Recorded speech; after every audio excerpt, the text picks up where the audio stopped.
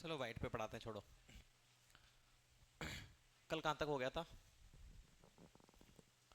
कल कहाँ तक हो गया था? हम्म।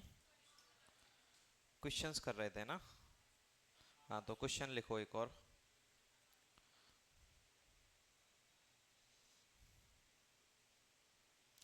क्वेश्चन लिखो।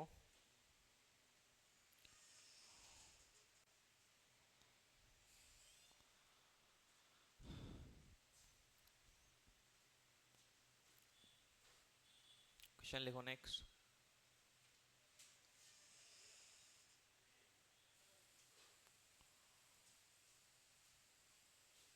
ए driver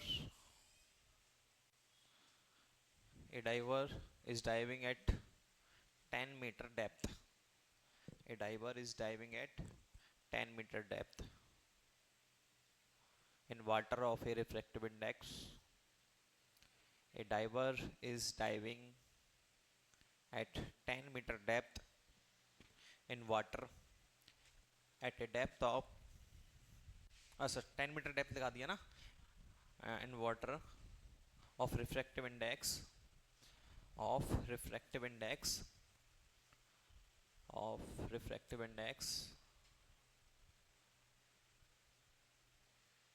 4/3, 4/3. A bird is flying. A bird, VIRD, पक्षी, चिड़िया।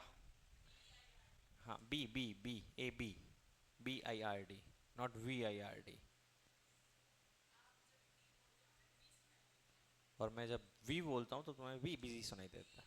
अच्छा, तुम्हें सिर्फ वी सुनाई देता है। VIRD लिख लिया ना? A bird is flying at height of 10 metre, at height of 10 metre.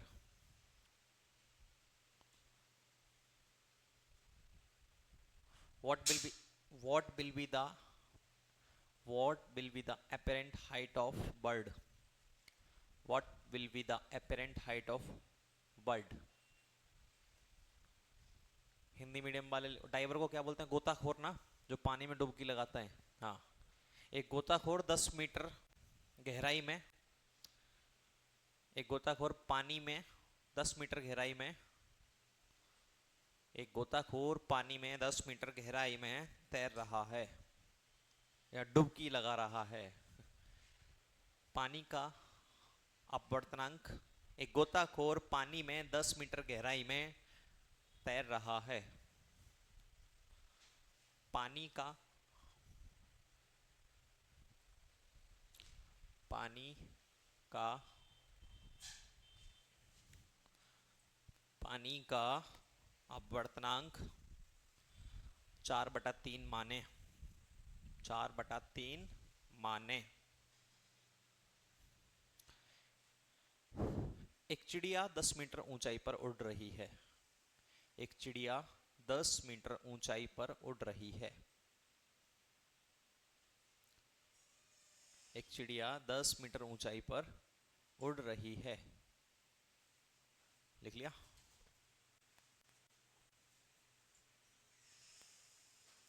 एक चिड़िया 10 मीटर ऊंचाई पर उड़ रही है।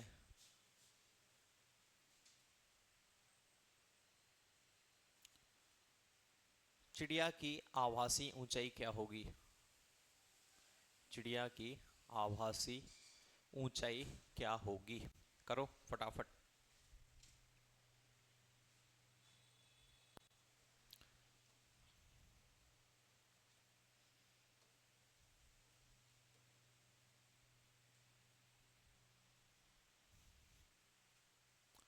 फटाफट करो, 1 मिनट है तुम्हारे पास।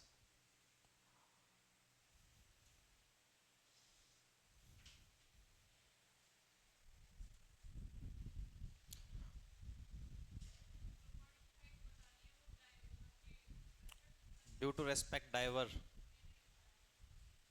हाँ, तो ये तो तुम्हें नॉर्मली है। कहाँ डाइवर जो है पानी के सरफेस पे आके देखेगा क्या उसको? सरफेस से थोड़ी बतानी है।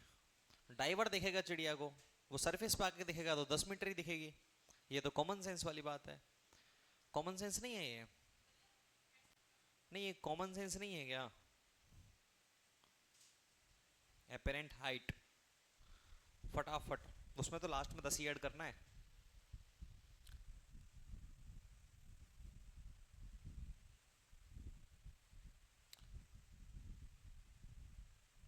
कुछ ऐसा आंसर आया 70/3? नहीं आया?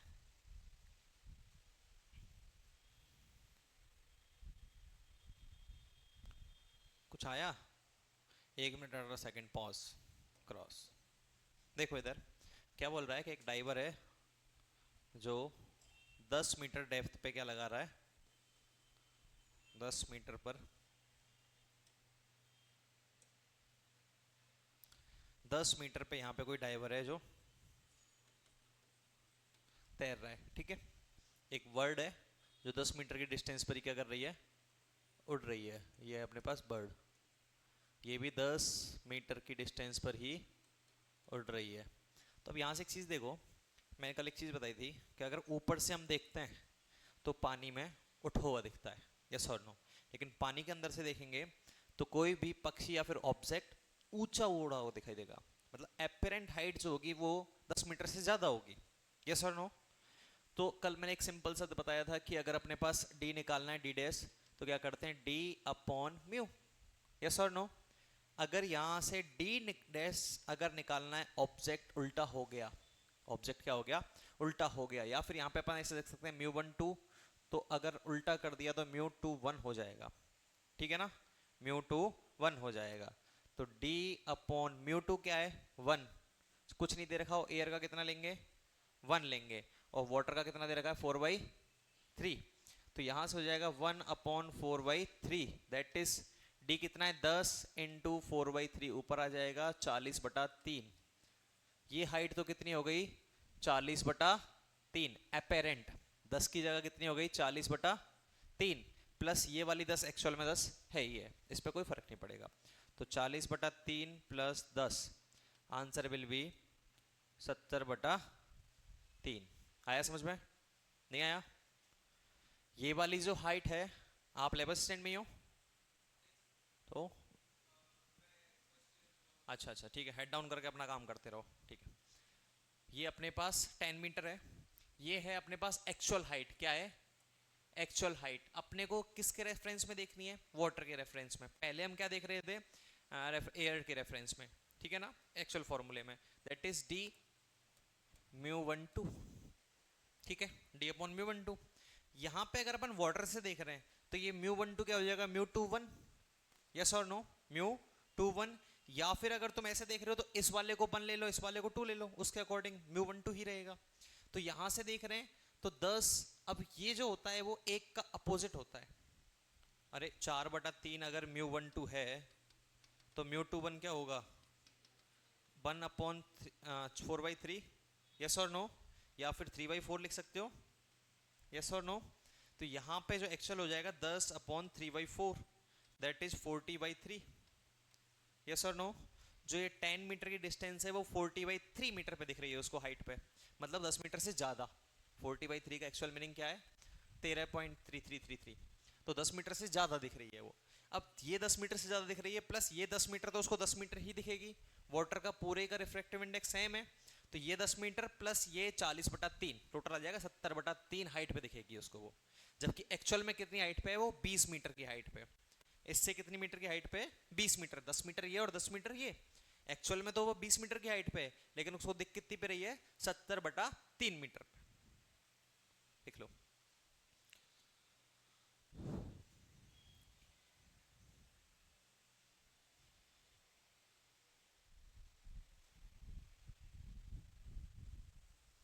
नोट्स में पीछे खोलो और देखो, डेंसर से अगर रेयर मीडियम में जाता है, लिख लिया हो तो, डेंसर से रेयर में जाता है तो क्या होता है, away from normal towards from normal, normal away from normal. ये ध्यान रखना, याद रखना इसको ना, डेंसर से रेयर में जाता है तो अवे फ्रॉम नॉर्मल, अभिलंब से दूर। इसी पे बेस्ड है TIR, टोटल इंटरनल रिफ्लेक्शन।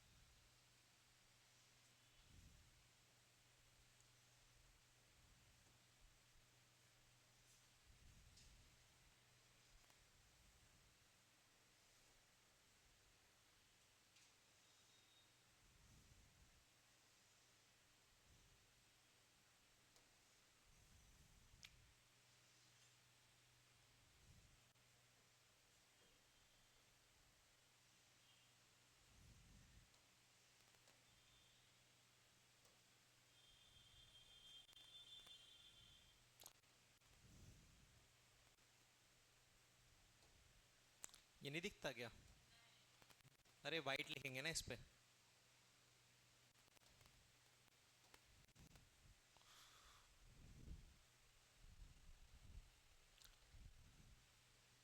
लिख लिया ना वो लास्ट वाला? वाइट से लिखते हैं ना, दिखेगा।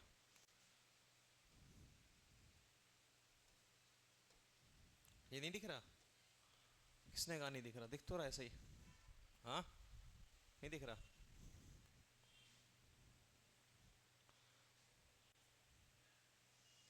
वाइट दिखता है सही?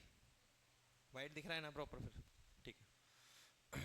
नेक्स्ट हेडिंग डालो, total internal reflection. Internal reflection, पूर्ण आंतरिक परावर्तन। पूर्ण आंतरिक परावर्तन। क्या होता है पूर्ण आंतरिक परावर्तन? देखो इधर, पहले समझ लो। टोटल इंटरनल रिफ्लेक्शन की बात करते हैं तो अपने पास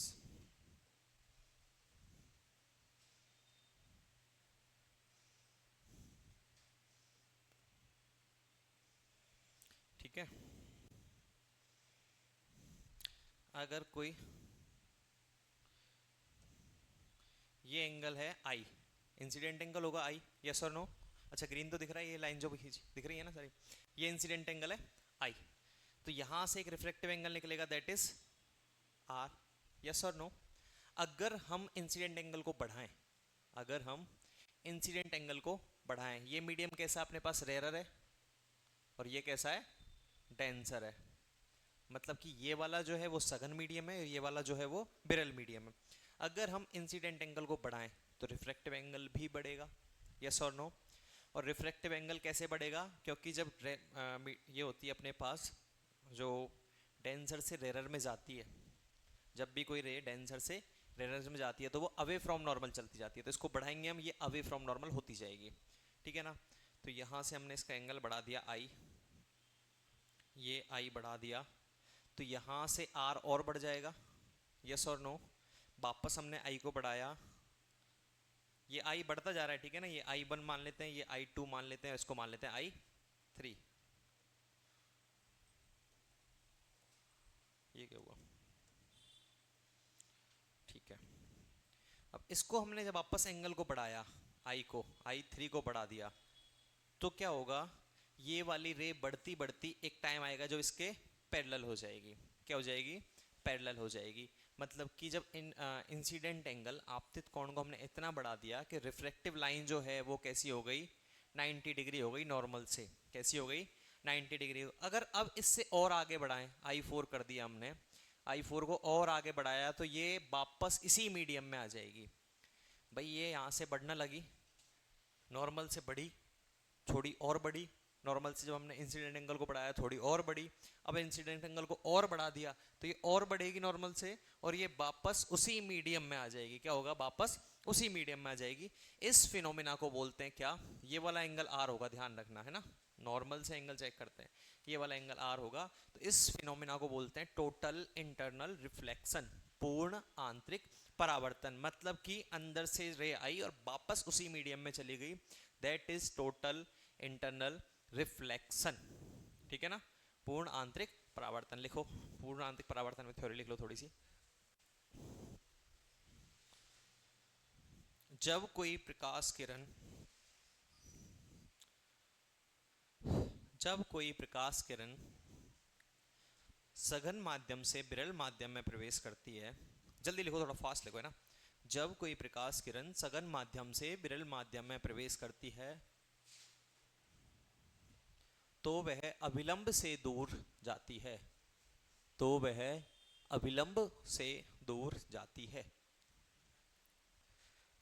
जल्दी लिखना था है ना, जब कोई प्रकाश किरण सघन माध्यम से विरल माध्यम में प्रवेश करती है, विरल माध्यम में प्रवेश करती है तो वह अविलंब से दूर जाती है। अतः आपतित कोण को बढ़ाने पर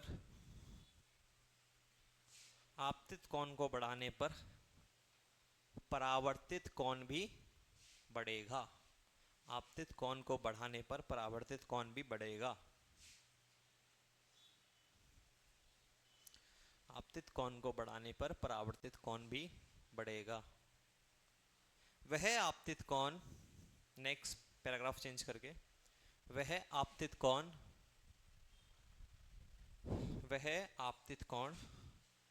जिस पर परावर्तित किरण सतह के समांतर चली जाए, परावर्तित नहीं सॉरी अपवर्तित, रिफ्रैक्शन, अपवर्तित बोलते हैं रिफ्रैक्शन को है ना, परावर्तित नहीं अपवर्तित। जहां जहां परावर्तित लिखा है उसको काट के अपवर्तित करो इसमें जहां जहां हिंदी में परावर्तित लिखा है उसको काट के अपवर्तित करो है ना, रिफ्रैक्शन को अपवर्तित बोलते हैं। अतः वह आपतित कोण जिस पर अपवर्तित किरण सतह के समांतर जाए, उस कोण को क्या बोलते हैं? क्रांतिक कोण कहते हैं। नाम सुना है, क्रिटिकल एंगल, उस कोण को क्रांतिक कोण कहते हैं। क्रांतिक कोण किसको कहते हैं? थीटा, इस वाले को। आपतित कोण को क्रांतिक कोण कहते हैं, ठीक है ना, इसको नहीं बोलेंगे। जिस इंसिडेंट एंगल पर रिफ्रैक्टिव रे पैरेलल हो गई सरफेस के, तो उस इंसिडेंट एंगल को क्रिटिकल एंगल बोलते हैं, ठीक है ना, क्रांतिक कोण कहते हैं।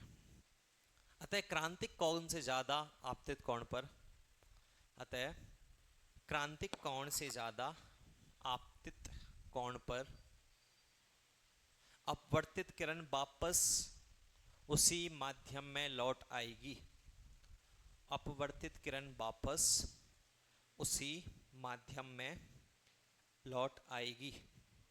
इस परिघटना को पूर्ण आंतरिक परावर्तन कहते हैं। इस परिघटना को पूर्ण आंतरिक परावर्तन कहते हैं। लिख लिया? इंग्लिश मीडियम वाले लिखो। When a ray of light travels from denser to rarer medium,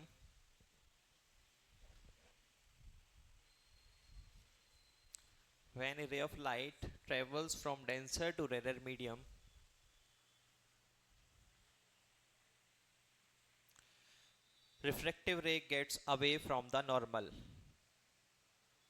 Refractive ray gets away from the normal. लिख लिया?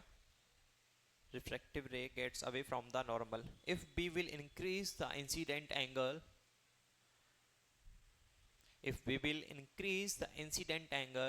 देखो जनरल लैंग्वेज में लिखा रहा हूं, ठीक है, जिसे समझ में आ जाए घर पे पढ़े। If we will increase the incident angle, refractive angle also increased. Refractive angle will also increase. If we will increase the incident angle, refractive angle will also increase.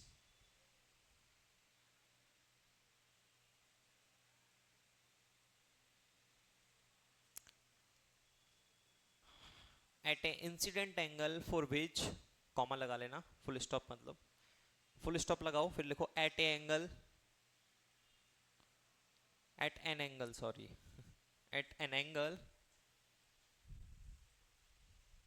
for which, at an angle for which refractive ray is parallel to the surface. Refractive ray is parallel to the surface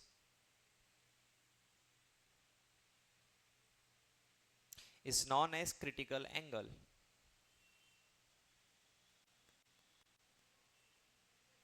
At an angle for which refractive ray is parallel to the surface is known as critical angle. Bracket में लिखो theta सी. Critical angle क्रांतिक कोण को क्या बोलते हैं? Theta सी. आई सी, theta सी लिखो, theta सी. अच्छा आई सी लिख लिया? नहीं, थीटा सी लिखो. थीटा सी को आगे कन्वर्ट करेंगे हम आई सी में, देखना कैसे करें. अभी जस्ट हम बात कर रहे हैं क्रिटिकल एंगल की. थीटा सी लिख लिया. If B will increase the incident angle more than theta c, if B will increase the incident angle, if B will increase more than, we will increase the incident angle more than critical angle,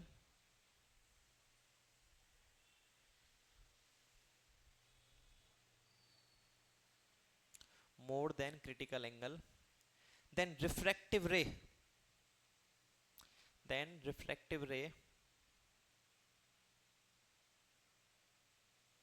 return in initial medium will return लिख लो चाहे, will return in initial medium. This phenomena is known as total internal reflection. अच्छा एक interesting चीज देखो यहाँ, TIR total internal reflection, yes और no, पूर्ण आंतरिक परावर्तन. जबकि परावर्तन नाम आ रहा है, पूरा फिनोमेना हम पढ़ कर आ रहे हैं रिफ्रैक्शन में. परावर्तन क्यों आ रहा है? क्योंकि ये रे वापस टकरा के आ गई, इसकी वजह से इसका नाम परावर्तन रखा हुआ है. वरना ये पूरा फिनोमेना पढ़ किस में रहे हैं हम? और रिफ्रैक्शन में. रिफ्रैक्शन में क्या पढ़ रहे हैं कि फिनोमेना हो रहा किसकी वजह से? रिफ्रैक्शन की वजह से. लेकिन एक्चुअल में फिनोमेना क्या हो रहा है? रिफ्लेक्शन. यस और नो? फिनोमेना पूरा हो किसकी वजह से रहा है? रिफ्रैक्शन की वजह से. यस और नो? भाई रिफ्रैक्शन की वजह से ही तो ये दूसरे मीडियम में गई और अवे फ्रॉम नॉर्मल हुई. यस और नो? लेकिन ये पूरा फिनोमेना हो किसकी वजह से रहा है? रिफ्रैक्शन की वजह से. पर हो क्या रहा है? परावर्तन, रिफ्लेक्शन हो रहा है. इसलिए इसका नाम है TIR total internal reflection.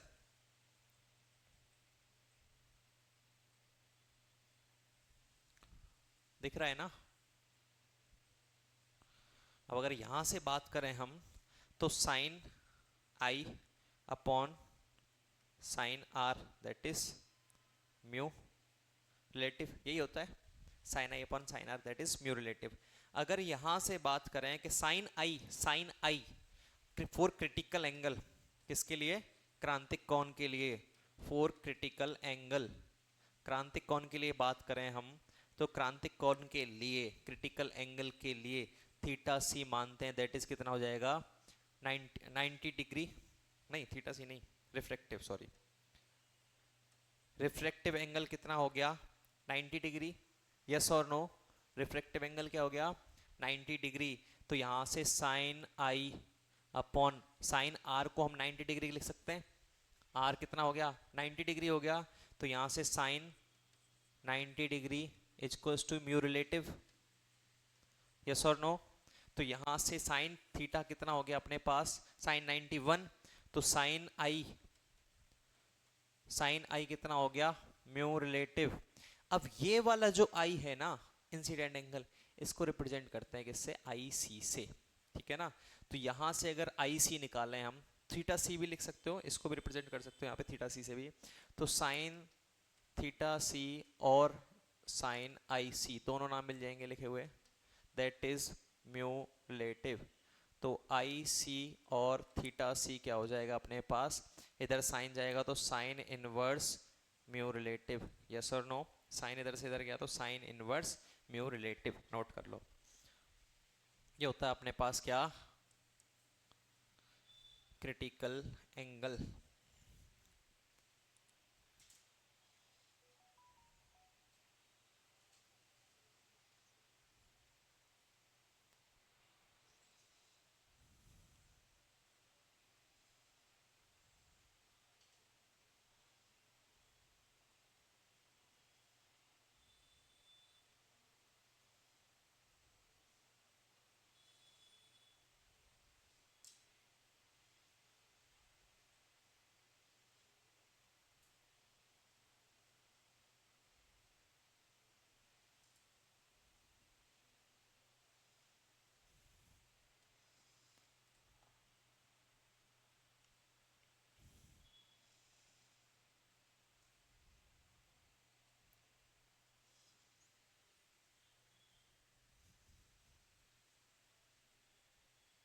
Diagram बना लो ये और नोट कर लो। अब देखो, अगर अपन बात करें टी आई आर एंगल क्या होगा, टोटल इंटरनल रिफ्लेक्शन क्या होगा, हमेशा थीटा सी से बड़ा ही होगा। यस और नो, क्रिटिकल एंगल से बड़ा होगा। अगर क्रिटिकल एंगल 90 है, सपोज करो 85 है, क्रिटिकल एंगल 85 है, तो टी आई आर कितने पे होगा, 86 पे हो सकता है, 85.11 पे भी हो सकता है। तो ध्यान रखना, टी आई आर कंडीशन क्या होती है, सिर्फ और सिर्फ कि ग्रेटर देन थीटा सी, इससे जो भी बड़ा होगा थीटा सी से, वो क्या होगा अपने पास, टोटल इंटरनल रिफ्लेक्शन एंगल होगा। ठीक है ना। इस थीटा सी से बड़ा जो भी एंगल होगा, वो अपने पास क्या होगा, टोटल इंटरनल रिफ्लेक्शन, पूर्ण आंतरिक परावर्तन का कोण होगा। ठीक है।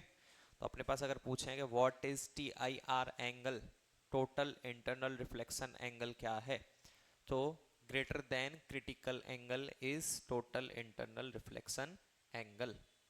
ठीक है। क्रांतिक कोण से बड़ा कौन, पूर्ण आंतरिक परावर्तन कोण होगा। ये तो लिखाने की जरूरत नहीं है, समझ गए ना।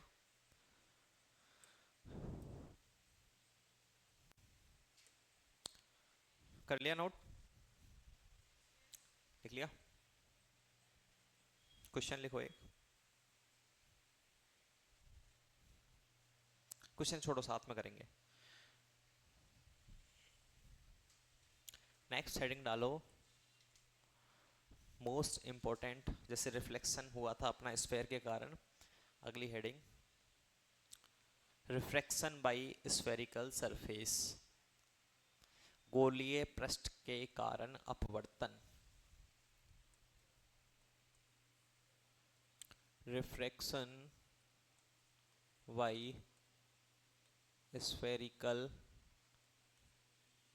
सरफेस, गोलीय पृष्ठ के कारण अपवर्तन, गोलीय पृष्ठ के कारण अपवर्तन।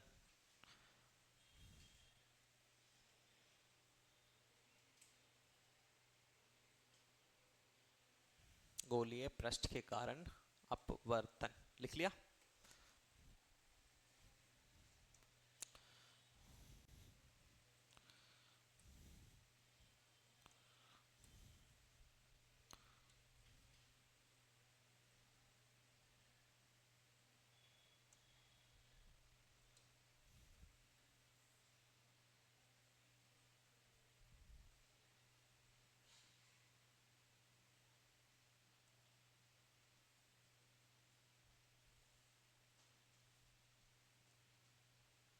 ठीक है ना।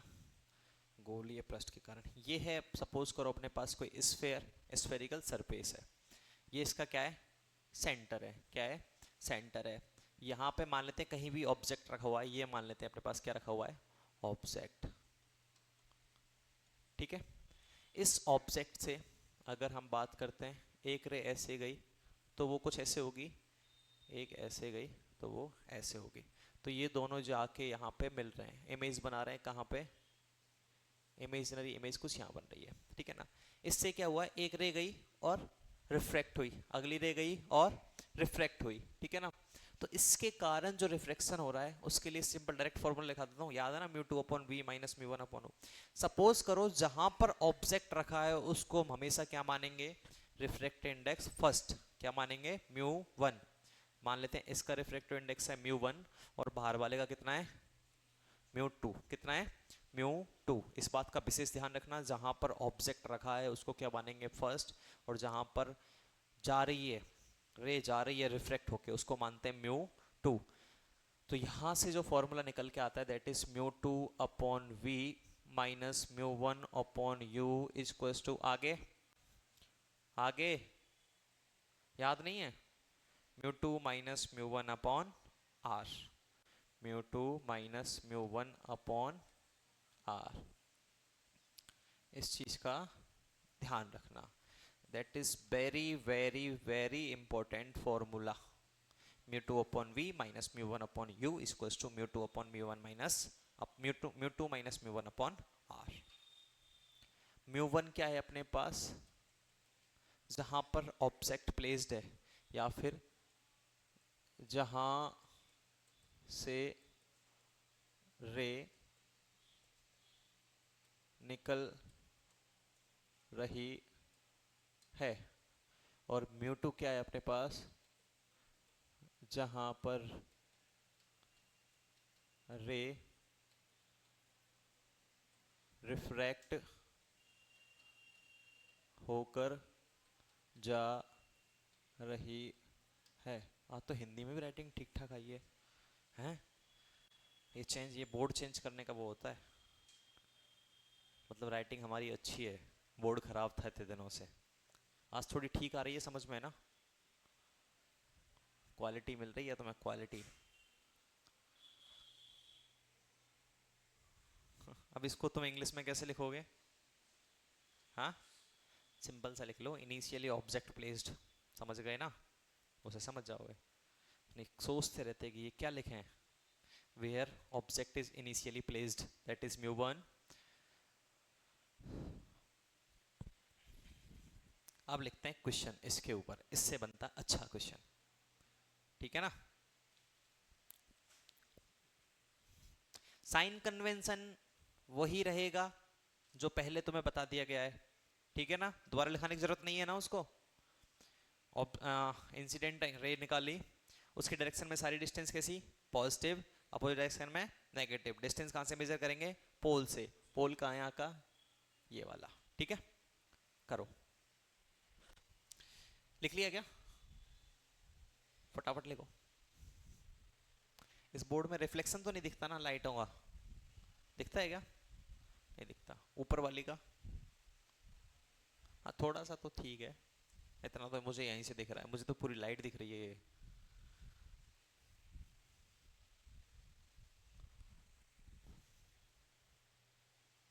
तो मास्टर बड़ा गोरा दिखता है इतनी लाइटों में है, इसलिए लगाई गई है ये मास्टर के लिए। लिख लिया क्या, अगर तुम्हें दिखना है गोरा तो इनको अपनी तरफ घुमा लेना मुझे मुझे कोई एतराज नहीं है, मैं जैसा हूं वैसा चलूंगा, कोई दिक्कत नहीं है, ठीक है। हाँ क्वेश्चन लिखते हैं अगला, कि अपने पास सपोज करो, मैं करा रहा हूँ मत लिखो, मैं करा रहा हूँ, सिंपल सा ले लाता हूँ, मैं करा देता हूँ, फ्री करता हूँ। नेक्स्ट देखते हैं, ये मान लेते हैं म्यू है इसका 2 और इसका म्यू है कितना 3, है ना, बहुत ज़्यादा डेंसर मीडियम है, मतलब ये μ2 और μ3 का मतलब ये डेंसर मीडियम काफ़ी हद तक है। अच्छा वाटर का रिफ्रैक्टिव इंडेक्स, एयर का 1, वाटर का 4/3, जो लिखाया था वो सही था, माना लिखाया था मैंने पर सही है वो, और ग्लास का 3/2, पता है, नहीं पता क्या एनसीईआरटी में देख के आना, कर लो, लिख के लाना, 3-4 लिखा रखे हैं उसमें, पीछे सब लिख के लाना वहाँ, वाटर का 4/3 और ग्लास का 3/2, देख लेना, इंटरचेंज तो नहीं है कहीं आपस में, I am not sure about it, theory के पार्ट में थोड़ा श्योर नहीं रहता हूँ, पर यही है, जहाँ तक मेरे नॉलेज के अकॉर्डिंग शायद यही है कि वाटर का 4/3 और एयर का उसका ग्लास का 3/2 है, पर एक बार देख लेना शायद दोनों आपस में इंटरचेंज हो कहीं। तो ये μ2 और μ3, सपोज करो यहाँ पे रखा है ऑब्जेक्ट, क्या रखा है ऑब्जेक्ट, डिस्टेंस मान लेते हैं हम पोल से, इस पोल से डिस्टेंस मान लेते हैं इसकी 30 सेंटीमीटर, कितनी 30 सेंटीमीटर। इसकी इमेज कहीं बन रही होगी, हमें नहीं पता कहाँ बन रही है, इसकी अपने को ROC जो है, रेडियस ऑफ कर्वेचर दे रखी है अपने को 20 सेंटीमीटर। कितनी दे रखी है? 20 सेंटीमीटर। अपने को बोला है कि इससे जो इमेज बनेगी वो कितनी डिस्टेंस में बनेगी, फाइंड आउट करो। तुम कर सकते हो इसको? हाँ, मैं करता हूँ, इजी है। ठीक है, सॉल्यूशन। सबसे पहले कंसेप्ट क्या लगेगा कि रिफ्रैक्शन हो रहा है, और कैसी सरफेस से हो रहा है? गोलीय सतह से। तो फॉर्मूला क्या लगेगा? Mu two upon v minus mu one upon u equals to mu two minus mu one upon r. सब इधर देखो मेरी तरफ। म्यू टू अपॉन, पीछे नहीं देखोगे, mu two upon v minus आगे म्यू वन, अरे मुझे बुला दिया यार, mu two upon v minus mu one upon u equals to mu two minus mu one upon r. ठीक है ना? याद रखना इसको कि इसका डेरिवेशन करा दूंगा, कोई बड़ी बात नहीं, लंबा सा है, बिल्कुल काम नहीं आएगा। ठीक है ना? लिखने लग गए फिर? 4-5 बार इस फॉर्मूले को बोलो। म्यू टू, मेरे साथ साथ बोलो, mu two upon v minus mu one upon u equals to mu two minus mu one upon r. याद रहेगा? याद ही होगा, रिवाइज ही तो करना पड़ा है। तो यहां से म्यू टू कौन सा है? अब यहां पे बात करते हैं अपन, म्यू वन कौन सा है पहले तो? म्यू वन कौन सा है? अब म्यू और म्यू दिया है मैंने सिर्फ, है ना, म्यू वन म्यू टू नहीं दिया। तो म्यू कौन सा है? 3 या 2? 2। सावास गधों, अभी बोला था जहां ऑब्जेक्ट रखा है वो क्या होगा? म्यू वन होगा। ऑब्जेक्ट कहां रखा है? इधर। तो म्यू वन कितना होगा और म्यू टू कितना होगा? 2। इतने कॉन्फिडेंस के साथ 2 कहां से आता है इतना कॉन्फिडेंस? तो अब देखो म्यू टू कितना है? 2 अपॉन वी निकालना है अपने को। यू कैसा होगा? पॉजिटिव या नेगेटिव? यू कैसा होगा? और अब यू गलत बताया, पॉजिटिव। कैसा होगा? नेगेटिव। एक पॉजिटिव बोल दो, एक नेगेटिव बोल दो, कुछ तो होगा ही। हाँ, तीसरा कोई ऑप्शन है नहीं, न्यूट्रल का कोई ऑप्शन है नहीं इसमें। हाँ, कैसा होगा? इंडिविजुअल पूछते हैं। पॉजिटिव। पॉजिटिव। तूने क्या सोच के नेगेटिव बताया रे? हाँ, क्या होगा? पॉजिटिव। हाँ हाँ हाँ, लड़के की साइड तो ले ले। हाँ, हमेशा सही बात है कि सच्चाई के रास्ते पे एक आधी आदमी चलता है ना? पूरी दुनिया सच के रास्ते पे चलती हुई दिखी है? नहीं। पोल से ऑब्जेक्ट यहां रखा है तो रे आ रही होगी इधर से, पोल से मेजर करेंगे, इधर, तो क्या होगा? नेगेटिव। क्या सोच के पॉजिटिव बोल रहे हो? हाँ, तूने यही सोचा था ना? फिर ठीक है, तूने कहीं नेगेटिव बोल दिया, सही गया। ऐसा तो नहीं है? तो यू कैसा हो गया अपने पास? -30 सेंटीमीटर। आर कैसा होगा? आर कैसा होगा?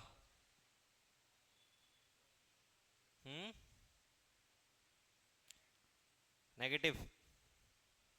नेगेटिव। नेगेटिव। अब वापस वही सब नेगेटिव बोल दो, फिर एक आध पॉजिटिव बोलेगा कि सच्चाई के रास्ते पे पूरी दुनिया थोड़ी चलती है ना? क्या होगा? पॉजिटिव। क्या? हाँ, तो आर की बात कर रहा हूँ, वही क्या होगा? पॉजिटिव नेगेटिव बोला। आर का पता नहीं, रेडियस तो पॉजिटिव होगी, ऐसा बोल रहे हो? आर ही तो रेडियस ऑफ कर्वेचर है। क्या होगी? पॉजिटिव। और सोच लो, समझ लो। हाँ, पॉजिटिव। हाँ भाई, पॉजिटिव पक्का? कोई और जो सही आंसर दे सके? क्या होगा? क्या होगा? पॉजिटिव। एक भी आंसर सही नहीं जाएगा क्या इस बार? एक आध तो बोल दे नेगेटिव। नहीं, अब की बार सच्चाई के रास्ते पे पूरी दुनिया चली है, हैं? इधर मेजर करेंगे, आर यहाँ कहीं होगा, ये वाला आर होता है। पोल से मेजर करेंगे, क्या हो जाएगा? पॉजिटिव। आर क्या होगा? पॉजिटिव। आर इज कितना है अपने पास? 20 सेंटीमीटर। तो यहां से mu two 2 minus b minus mu one कितना है? 3 डिवाइड, ये लाइट दिखती है यहाँ, यू कितना है? माइनस का 30 equals to mu two 2 minus mu one 3 divide by r 20। यहां से बी निकालो सब फटाफट। that is 2 upon v minus of 3 upon minus 30 is equals to 2 minus 3 upon 20। यहाँ से b निकालना। कितने लोगों की कैलकुलेशन अच्छी है?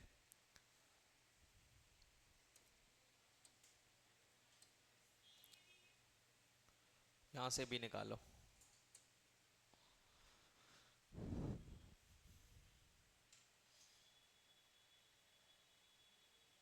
पहले क्वेश्चन उतार लो, पहले जो करने के लिए बोल रहा हूं वो करो। अपने काम का कंटेंट लिखने लग जाते हो। कर भाई। v का answer, what will be the value for b eight which object is placed at 30 centimetre. Okay, निकालो, निकाल बे। क्या बोर्ड की तरफ? क्या अब तूने जो लिखना था वो लिख लिया, अब इसमें से सॉल्व करना है इसको। अभी भी बोर्ड की तरफ देखे जा रहा है।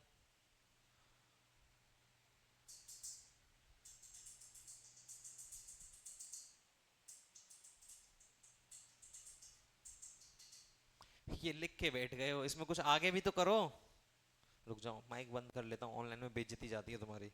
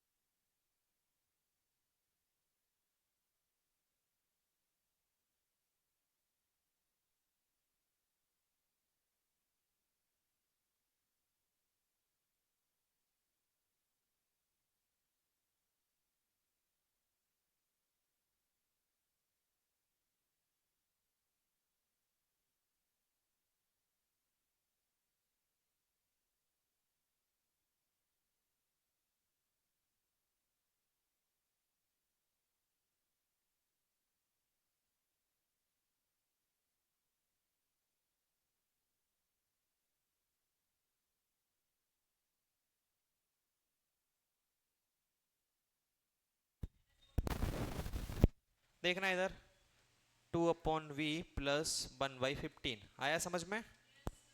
2 upon v minus into minus plus 1/15, इसको काट दिया, ठीक है।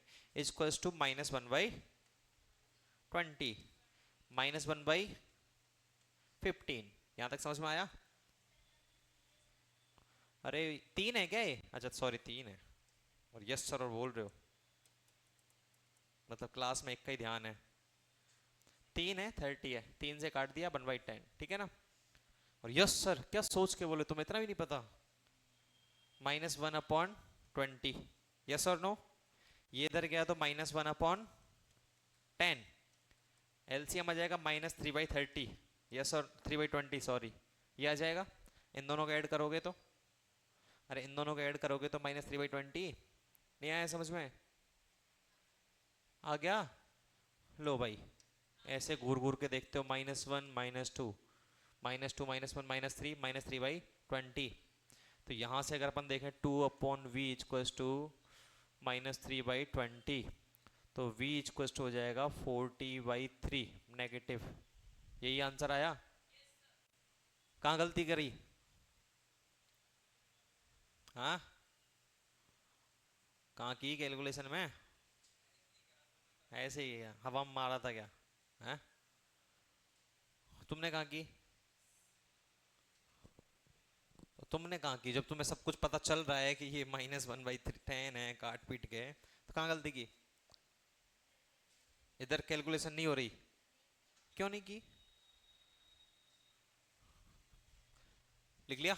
अब नेक्स्ट क्वेश्चन करोगे तुम।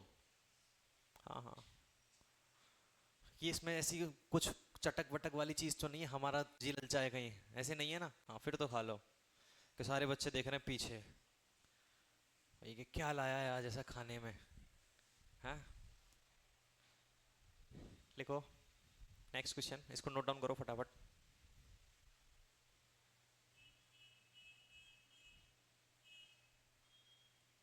फटाफट नोट डाउन करो।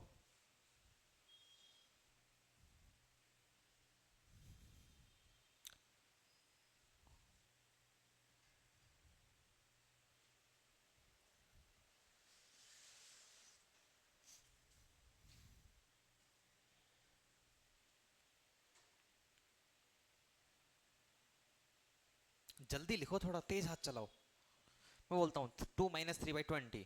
नेक्स्ट लाइन में 2/b+1/10 equals to -3/20। Answer b equals to -40/3। बस हो गया, बीच की स्टेप खा जाओ। ठीक है, फाइनल आंसर लिखो, सीधा लिख दिया। गुड, घर जाकर सॉल्व कर लेना इसको। अगला क्वेश्चन,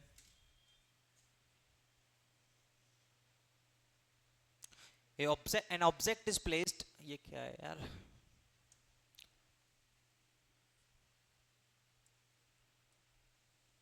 अच्छा, इस बोर्ड में पता है एक चीज बताऊं तुम्हें, जैसे एक्स स्क्वायर, ठीक है, तो ऐसे सेलेक्ट करो, इसको फेंक दो। गया क्या?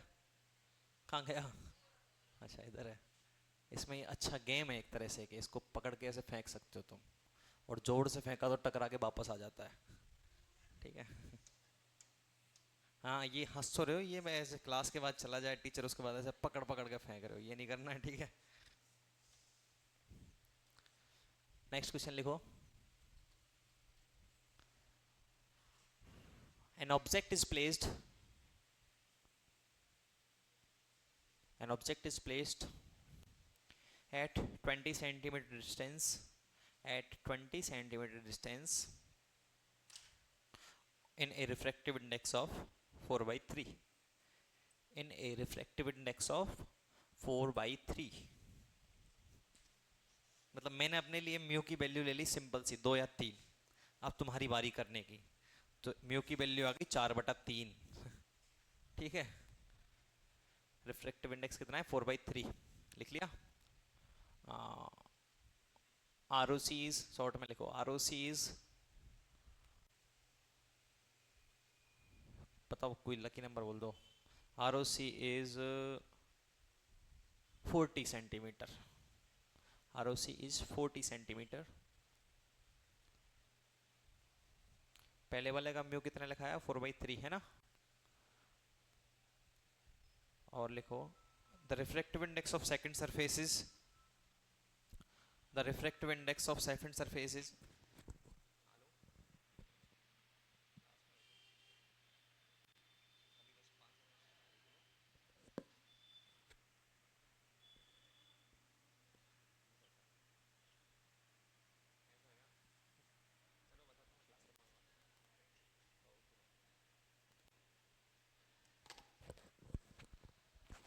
क्या लिख लिया?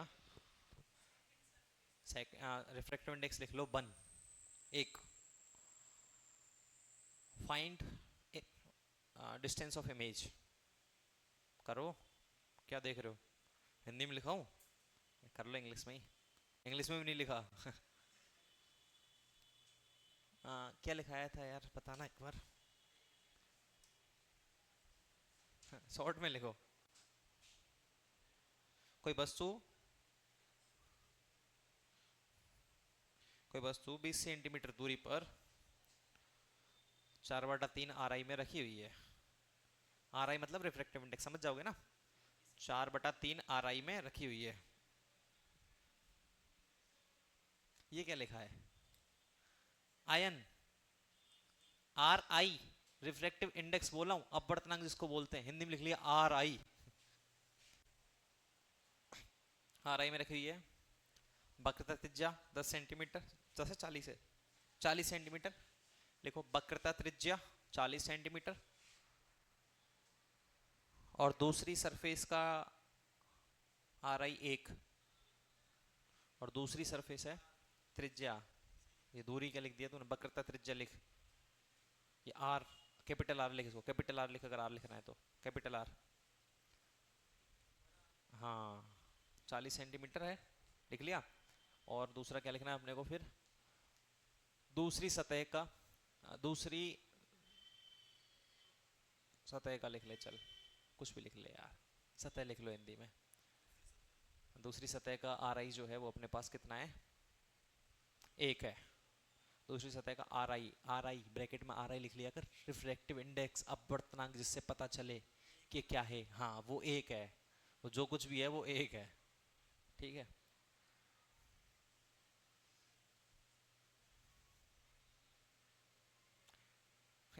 इमेज की वो प्रतिबिंब की दूरी निकालनी है। पीछे क्या देख रहा है, ऐसा क्वेश्चन और है क्या एक आध?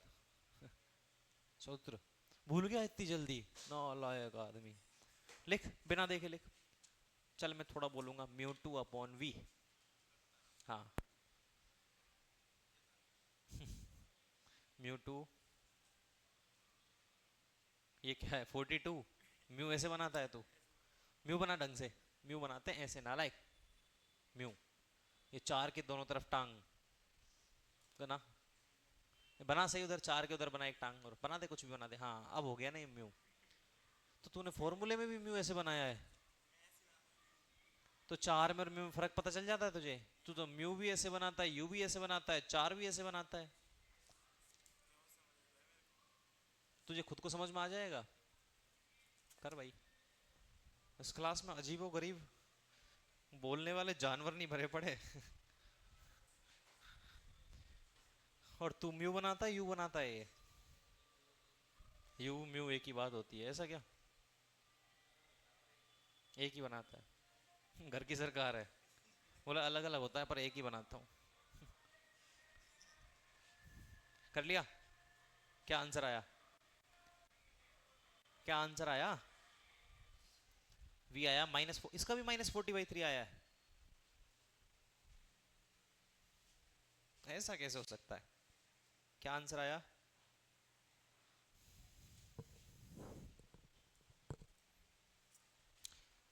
फटाफट सॉल्यूशन देख लो इसका, चलो। मुझे पता है तुम बहुत बहादुर हो, कर लोगे, पर मैं करवा देता हूँ यार, छोड़ो। क्या बोल रखा है अपने को, एक सरफेस है जिसका आरओसी कितना है, कितना है, 40 सेंटीमीटर है। एक ऑब्जेक्ट रखा हुआ है, ऑब्जेक्ट रखा हुआ है 20 सेंटीमीटर डिस्टेंस पर। क्या बोल रहा है, इसका रिफ्रैक्टिव इंडेक्स कितना है, 4/3। ऑब्जेक्ट रखा हुआ है दैट इज म्यू 1, ठीक है, ऑब्जेक्ट रिफ्रैक्ट होके जाएगा दैट इज म्यू 2, कितना है 1।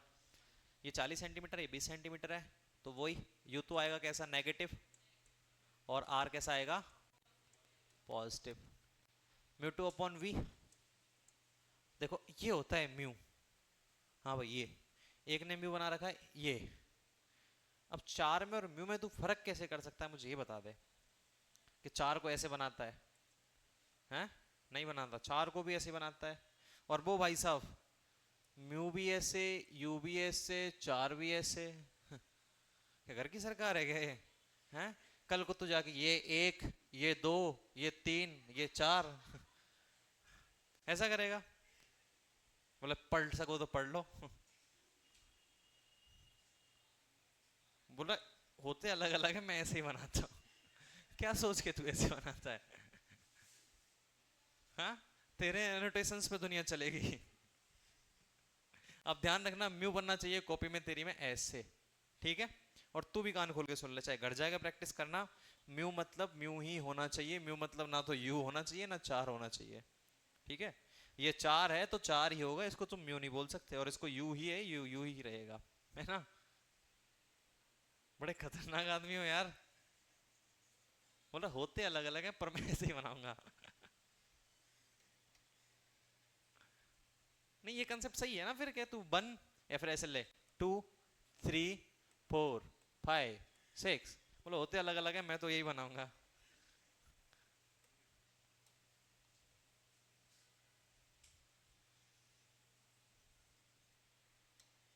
Mu 2/v minus mu 1/u is equals to mu 2 minus mu 1/r, clear?